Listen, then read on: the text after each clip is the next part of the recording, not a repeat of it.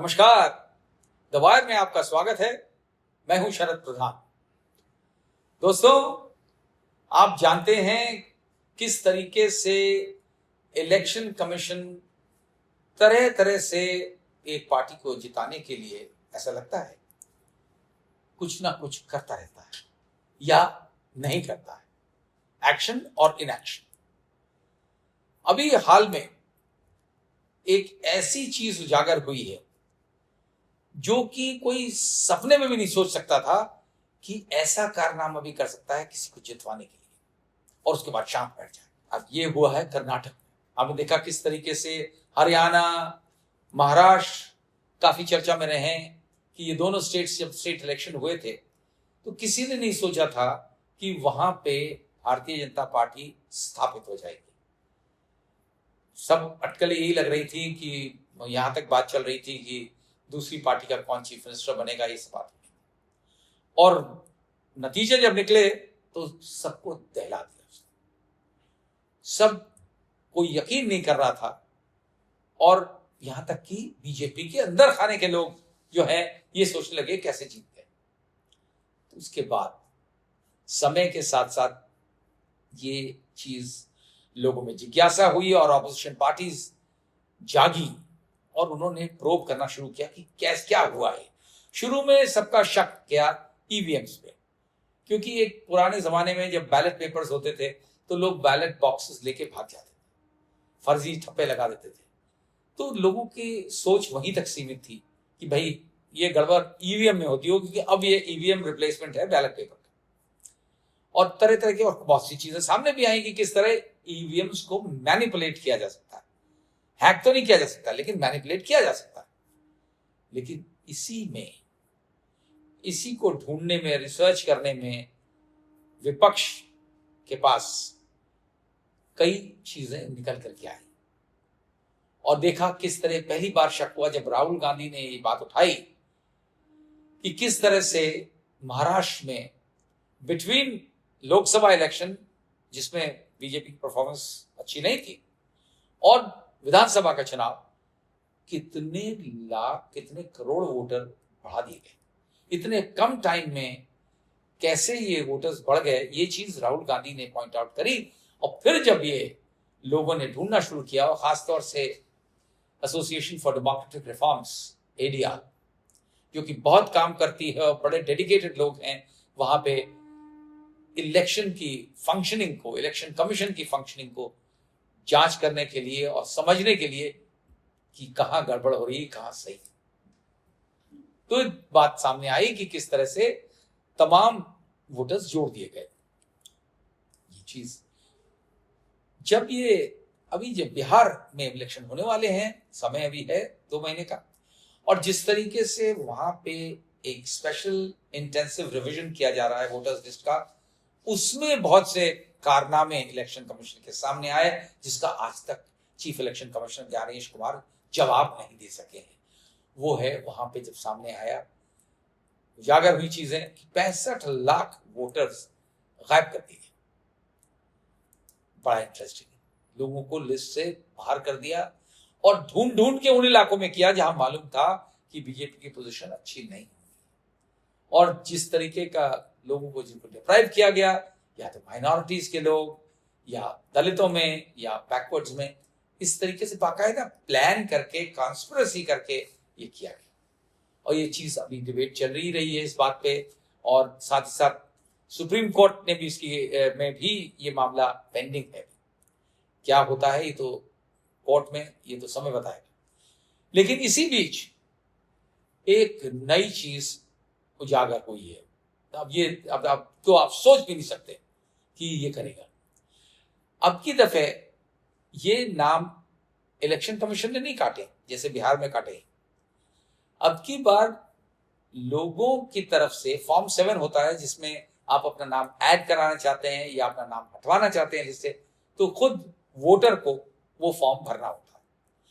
ये फॉर्म 7 के जरिए से एक कर्नाटक की एक कॉन्स्टिट्यूएंसी है अलग, गुलबर्गा डिस्ट्रिक्ट में है, और वहां से एक कांग्रेस के बड़े तगड़े नेता हैं बी आर पाटिल, उन्होंने, वो जीत गए थे इलेक्शन, पिछला वाला हारे थे वो, इस बार वो जीते और करीब 10,000 वोट से जीते।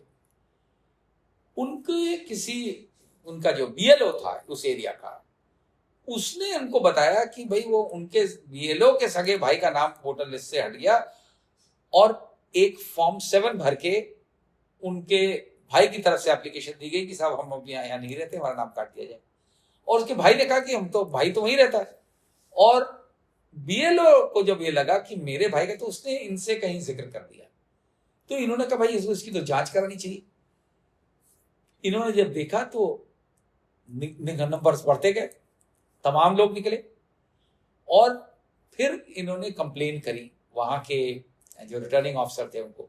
वो एक लेडी आईएएस ऑफिसर थी जिनको पाटिल साहब ने कंप्लेन करी, और फिर वो जांच हुई और इस जांच सीआईडी को दी, और जांच में निकला कि लगभग 6,500 पौने 7,000 इस तरीके के फॉर्म 7 भरे गए थे जो दूसरों ने भर दिए दस्तखत फोर्ज करके, और लोगों के नाम हटने के कगार पर।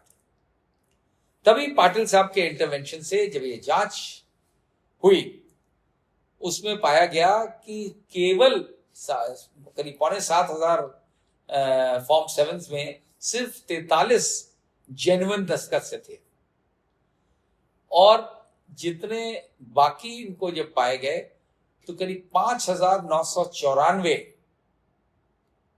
जो फॉर्म्स थे वो फर्जी थे, फोर्ज थे, जाली दस्तखत करके जमा किए गए थे, और ये ऑनलाइन जमा होते हैं। तो सीआईडी ने ये चीज जो है डिमांड करी इलेक्शन कमीशन से, कुछ टेक्निकल डिटेल्स मांगी कि जिससे ट्रैक हो सकता है कि कहां से, किस कंप्यूटर से ये एप्लीकेशन भरी गई फॉर्म 7 की, और फिर उससे पकड़ जाता कि किसने किया है। क्योंकि ये क्लियर हो गया था कि वो वोटर नहीं थे, स्वयं उन लोगों ने कोई इस तरीके के रिक्वेस्ट नहीं करी थी, ना फॉर्म 7 भरा था, तो जाहिर है कि दूसरों ने भरा। अब इलेक्शन कमीशन उसको लेके सो रहा। बात ज्ञानेश कुमार तक गई है जो चीफ इलेक्शन कमीशन है, लेकिन भाई उनका तो उद्देश्य ही अलग हैं, उनके कारनामे अलग हैं, उनके प्लान्स अलग हैं, और उनका कमिटमेंट कुछ और है। फ्री एंड फेयर इलेक्शन हो ये कतई उनके एजेंडा में नहीं। ये तो उनके काफी चीजों से, उनके स्पिरिट में जिस तरह उनके एक्शंस और इनएक्शंस हुए हैं, acts of commission and omission जो उनके होते रहे हैं, उससे बड़ा जग जाहिर हो चुका है कि ज्ञानेश कुमार साहब के उद्देश्य कुछ और है, प्लान्स कुछ और है। इसी वजह से वहां से कोई जरा सी भी कार्रवाई नहीं हुई, और जो कर्नाटक सीआईडी ने डिमांड करे थी चीजें, उस पर कुछ टोटल साइलेंस बना रखी है इलेक्शन कमीशन, क्योंकि उन्हें मालूम है कि अगर वो डिटेल्स देंगे तो साफ साफ ये क्लियर हो जाएगा, ट्रैक हो जाएगा कि किस कंप्यूटर से किसने ये जालसाजी करी। जालसाजी हुई है, इसमें कोई शक नहीं बचा है। पर आप सोचिए कि ये किसी ने ख्वाब में भी नहीं सोचा था। मेरी पाटिल साहब से खुद बात हुई डायरेक्टली, वो बोले कि मैंने तो सपने, वो काफी पुराने तगड़े नेता हैं कांग्रेस के और कई इलेक्शंस लड़ चुके हैं, हारे भी हैं, जीते भी हैं, ज्यादातर जीते हैं। कहने लगे मैंने सपने में भी नहीं सोचा था कि ऐसा भी मुमकिन है कि कोई एप्लीकेशन दे करके फॉर्म भरेगा, फॉर्म से कि मेरा नाम हटा दिया जाए, और वो करवाया जाएगा क्योंकि एप्लीकेशन में दस्तखत करने वाला वो व्यक्ति नहीं जो एक्चुअल वोटर। ये प्लानिंग कोई कर सकता है जो 24/7 इलेक्शन मोड में रहता। आप जानते हैं कौन सी, जो देश की रूलिंग पार्टी है, उसका पहले वो टारगेट बना लेते हैं कि हमें ये करना है, इलेक्शन जीतना है, साम दाम दंड भेद कैसे भी हो इलेक्शन जीतना है। तो जब ये कर लिया, टारगेट यही है, तो फिर तो सब जायज उनके लिए, क्योंकि अल्टीमेट गोल एक ही है, और उसमें मोरालिटी एथिक्स की कौन परवाह करता है। ऐसे लोग तो खर्च बातें बहुत करते हैं, एथिक्स की, मोरालिटी की बातें बहुत बड़ी बड़ी लंबी चौड़ी की जाती, लेकिन ये तरीका अपनाया उन्होंने कई तरह तरह की चीजें सोची जो किसी के जहन में रिमोटली भी नहीं आती। पहले नाम जोड़े गए, फिर नाम हटवाए गए, इलेक्शन कमीशन करता था, फिर उन्होंने ये तरीका निकाला कि फोर्ज सिग्नेचर से फर्जी एप्लीकेशन दे करके वोटर के ऐसा शो करे कि वोटर खुद अपने आप ही भर रहा है फॉर्म और हटा दे। ये तो शुक्रिया अदा करें उनका, पाटिल साहब का, कर्नाटक के जो एमएलए हैं, कि ये चीज उजागर हो गई। अब उन्हें यह भी शक है कि पिछला चुनाव जब उन्हें हराया गया, जब वो हारे थे तो शायद हराया गया था, क्योंकि कुल 697 वोट से वो हारे थे, और वहां तमाम लोग, उनको यही शक है कि पिछली बार भी बहुत से लोगों के वोटर्स लिस्ट से नाम इस नए तरीके से गायब कर दिए गए। वरना 697 वोट से हारना, तो वो बोले कि मैं तो सोचा कि भाई भगवान को यही मंजूर था, हम नहीं जीत पाए, बैड लक। लेकिन जब इस बार उन्होंने देखा, और वक्त से पकड़ लिया, नहीं तो इस बार भी हार गए थे, क्योंकि 5,994 वोट बहुत होते हैं किसी को हरवाने के लिए, और फर्जी तरीके से अगर हटा दिए गए हैं तो आसानी से हार जाता है, स्पेशली जब इतने कम मार्जिन हो। ये चीज जो सामने आई है, ये बिल्कुल जिस तरह राहुल गांधी आजकल पहले एक एटम बॉम्ब छोड़ चुके हैं, बता चुके हैं किस तरीके से, वो कह रहे हैं हाइड्रोजन बॉम्ब आए, तो ये चीजें आपने सुना है, कई चीजें उन्होंने ही लीड लेकर के ये उजागर करी और देश के सामने लाके रखा कि किस तरीके से इलेक्शन कमीशन खेल करता है। और इस बार तो ऐसा किया गया जिससे कि किसी को ये खबर भी ना लगे कि इसमें इलेक्शन कमीशन का कोई रोल है। लेकिन आप समझ सकते हैं कि ये जालसाजी बगैर इलेक्शन कमीशन के इन्वॉल्वमेंट के मुमकिन ही नहीं है।